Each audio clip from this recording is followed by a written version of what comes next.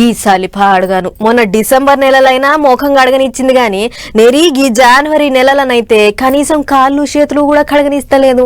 తానం సంగతి దేవుడరుగు. గోలెం కాడికి పోతే పాపం నీళ్లు గరుస్తున్నాయి. కనీసం ఇన్ని నీళ్లు తాగుదామని బిందెల చేయి పెట్టినా కూడా ఫ్రిడ్జిలో నీళ్లు తాగినట్లే ఉంటుంది. గిట్లా చెప్పుకుంటా పోతే ఓడవదు గాని సలి మోక ఎట్లెట్లున్నదో ఒక్కసారి నజరేష్ రాపోర్రి. ఏం సలిపాడైందిరా సామి. ఇంట్లో పెట్టిన ఏసీలో కూర్చుంటే సుత ఇంత చల్లగా ఉండదు కావచ్చు. సిచ్చొత్తినట్టు రువ్వడి వేస్తే దెబ్బకు ఉష్ణోగ్రతలు సుత డమాలని పడిపోతున్నాయి. మామూలుగా చలికాలం అయినా సరే పొద్దుగాల వాకింగ్ జాగింగ్ అని అలారంతో సంబంధం లేకుండా లేచి తిరిగేటోళ్ళు బొచ్చాడు మంది. కానీ ఈ తాప పెరిగిన చలి కారణంగా చాలా మటుకు బయటకు వెళ్తలేరు జనాలు. దీనికి తోడు తుఫాన్ లెక్క కురుస్తున్న పొగమంచు, పొద్దున 10 ఎత్తున సుత ఇడివని చలి జనాలను బయటికి రాకుండా చేస్తున్నాయి. ఒకవేళ వచ్చినా చలి మంటలు గరం గరం ఛాయలు తప్పనిసరి. సూరన్న నామకే వాస్తు వస్తుండు గాని చలి ముంగట ఎండశాగ ఏ మూలగా సరిపోతలేదు. ఇక ఉష్ణోగ్రతల ముచ్చట చూసుకుంటే ఉమ్మడి ఆదిలాబాద్ జిల్లాలో సెన్సెక్స్ నిఫ్టీల తీల పడిపోతున్నాయి టెంపరేచరు.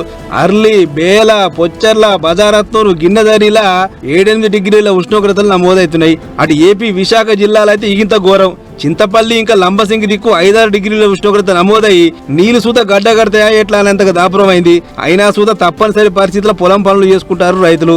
అటు దేశ రాజధాని ఢిల్లీని పొగ మంచుకు అప్పేస్తుంది. బాటలు కానలాగా బండ్లు అసలే బయటకు వెళ్తలేవు. గాలి నాణ్యత తమాం పడిపోయింది. తొవ్వలు కానస్తలేవు అని బొచ్చడి విమానాలు ఆల్చంగా నడుస్తున్నాయి. ఇటు సలిమోక అంతకంత వెరుగుడుతోని గొంగళ్ళు, రగ్గులు, గరంకోట్లు అమ్మే దుకాణాలు మస్తు బిజీగా కనబడుతున్నాయి. పండుగలకు సొంతూర్లకు పోతున్న జనాలు అక్కడ సలిమోక ఎట్లుంటుందో అని ముందు జాగ్రత్త ఎమ్మడి గరంకోట్లు కొంటారు.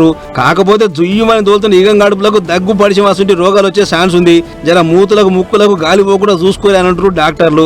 ఏదేమైనా ఇప్పుడున్నంత సలిమును పెనడం లేదు. అది మామూలు అయ్యేదాకా జాగ్రత్తలు తప్పవని హెచ్చరిస్తున్నారు మొగులధికారులు. చూసుకోరు మరి.